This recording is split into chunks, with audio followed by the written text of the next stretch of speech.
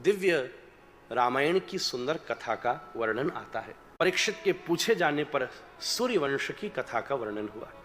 अब भैया इसमें वही प्रसंग है कि ये इसका बेटा, ये इसका बेटा, ये इसका बेटा, ये इसका बेटा, सच्ची पढ़ के देखना, बेटे बेटे हैं बस।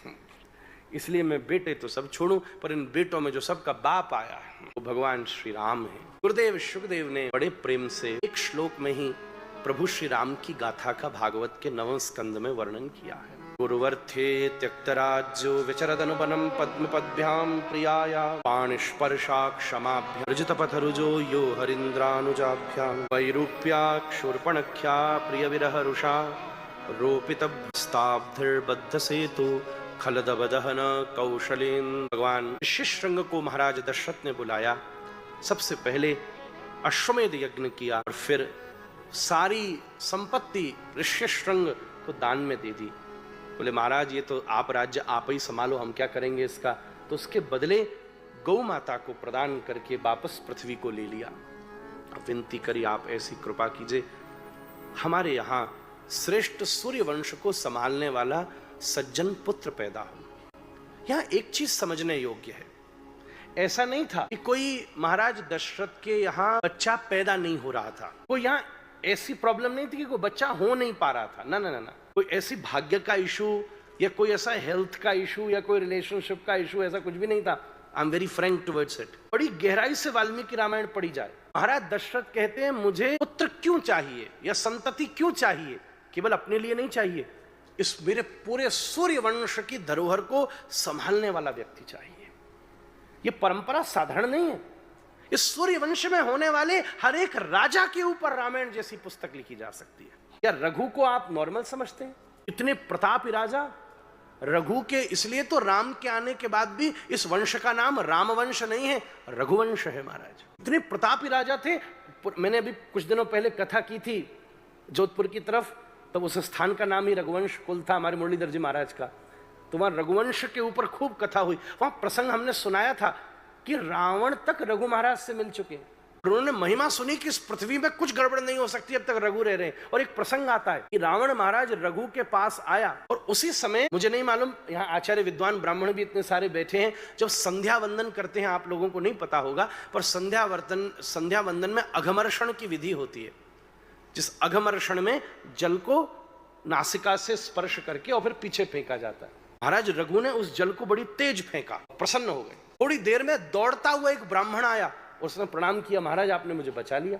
रावण चौंक गया, ये क्या घटना घटी। तो पता चला कि कहीं दूर, कोसों दूर, एक ब्राह्मण, उसकी गैया थी जिसके ऊपर शेर हमला करने को तत्पर था। उसने मन ही मन महाराज रघु का स्मरण किया, हे प्रभु मेरी गैया की रक्षा कर लो। तब महाराज रघु तो भी संध्या वंदन कर रहे थे, बीच में कैसे उठते, पर उन्होंने अघमर्षण के जल को ऐसा फेंका कि उस अघमर्षण के जल के प्रभाव से शेर भाग गया और गैया की रक्षा हो गई। तब उसने आके प्रणाम किया। ये तो एक प्रसंग मैंने आपको सुनाया।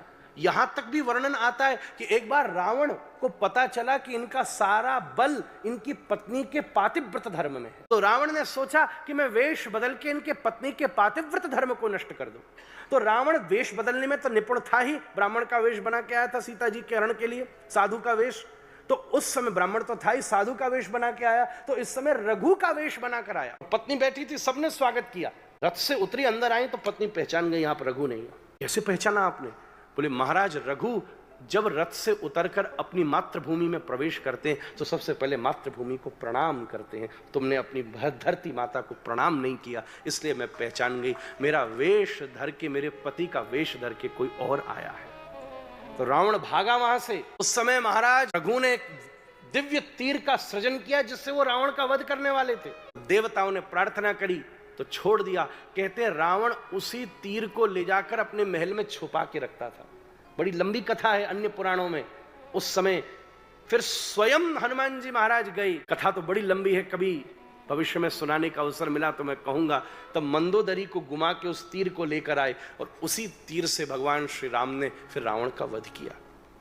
ऐसे ऐसे प्रतापी राजा जिस वंश में, अभी तो मैंने एक की कथा सुनाई है, महाराज हरिश्चंद्र जो सत्य के प्रतीक हैं, स्वप्न में इन्होंने राज्य प्रदान कर दिया। महाराज शिवी जिन्होंने एक पक्षी की रक्षा के लिए अपने हाथों से अपने शरीर के मांस को नोच के तराजू के ऊपर रख दिया था। इस पूरे वंशावली को देखा जाए तो तो कोई भी राम जी से कम नहीं है महाराज। महाराज दशरथ बोले ऐसे घर का बच्चा नॉर्मल नहीं हो सकता महाराज, इसलिए मैं केवल साधारण बालक को नहीं चाहता, मैं तो अब चाहता हूं कि परमात्मा ही मुझे पुत्र रूप में प्राप्त हो।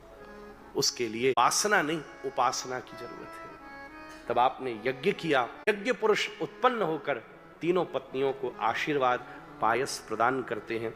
वाल्मीकि रामायण लिखती हैं 12 महीने का गर्भ हुआ, राम जी का 12 महीने का गर्भ था और फिर पूरी अयोध्या में आनंद छा गया। पूरी कथा तो सुनाने का अवसर नहीं है, फिर भी मानस की इन चौपाइयों से आइए राम जन्म की आप सबको हम बधाई देते हैं।